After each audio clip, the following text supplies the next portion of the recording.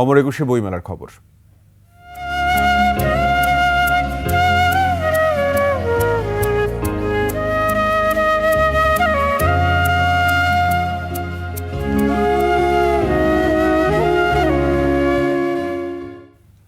দর্শক, বইমেলার দ্বিতীয় দিনের খবরাখবর জানতে সরাসরি চলে যাচ্ছি সহকর্মী সিরাত আল মুস্তাকিমের কাছে।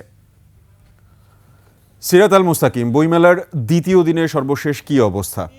দ্বিতীয় দিনের যে বইমেলার সর্বশেষ তথ্য, সেই তথ্য যদি আমি জানতে চাই তাহলে বলতে হয় অন্যবারের তুলনায় এবারের বইমেলার শুরুর দিনে কিন্তু অনেক ভিড় ছিল এবং দ্বিতীয় দিনেও কিন্তু মোটামুটি ভিড় লক্ষ্য করার মতো। অন্যবারের তুলনায় কিন্তু ভিড় এবার একটু বেশি মনে হচ্ছে এবং এই যে বইমেলার যে প্রস্তুতি, কিন্তু আমরা দেখতে পাচ্ছি যে কালকে কিছু কিছু স্টল তৈরি হচ্ছিল, অধিকাংশ স্টল কিন্তু ইতিমধ্যে তৈরি হয়ে গিয়েছে এবং বই বিক্রির জন্য কিন্তু পুরোপুরিভাবে প্রস্তুত।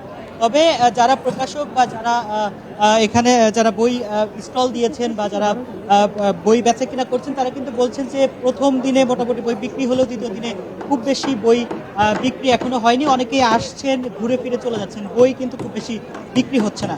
আরেকটু জানিয়ে রাখতে চাই, সেটি হচ্ছে যে তরুণদের যে একটা ঢল আমরা দেখতে পাচ্ছি যে পুরো বইমেলা ঘুরে যতটুকু দেখতে পেরেছি যে এই বইমেলায় কিন্তু প্রবীণদের থেকে তরুণদের যে ঢল সেটা কিন্তু একটু বেশি।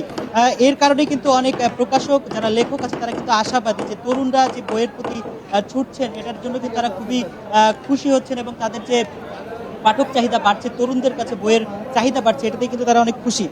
অ্যান্টিঅক্সিডেন্ট ও ফ্লেভোনয়েড সমৃদ্ধ ফ্রেশ প্রিমিয়াম টি এক কাপে কাঁপিয়ে দিন। সাব্বির, আর একটু জানিয়ে রাখতে চাই, সেটি হচ্ছে যে আজকে শনিবার, আজকে রবিবার, সেহেতু স্কুল কলেজ খোলা থাকার কারণেই কিন্তু অনেক শিক্ষার্থীরা নিজেদের স্কুল কলেজের ক্লাস শেষ করে অনেকেই এসেছেন। আমরা দেখেছি যে স্কুল ড্রেস পরে অনেক পাঠকরা আসছেন এবং বই কিনছেন। সব মিলিয়ে যদি বলতে চাই তাহলে একটু বলতে পারি যে অন্যবারের বইমেলা থেকে এবারের বইমেলা কিন্তু এই দুই দিনেই কিন্তু অনেকটা জমে গিয়েছে, যেটি অন্যান্য বার কিন্তু এই বইমেলা জমতে প্রায় 10-12 দিন সময় লাগে। সেখানে কিন্তু আমরা দেখতে পাচ্ছি প্রথম 2 দিনেই কিন্তু মোটামুটি বইমেলা জমে এসেছে। সাব্বির, বইমেলা থেকে এই ছিল আমার কাছে সর্বশেষ। ধন্যবাদ সিরাত আল মুস্তাকিম, আমাদের সাথে যুক্ত হওয়ার জন্য। ধন্যবাদ আপনাকে আরো একবার।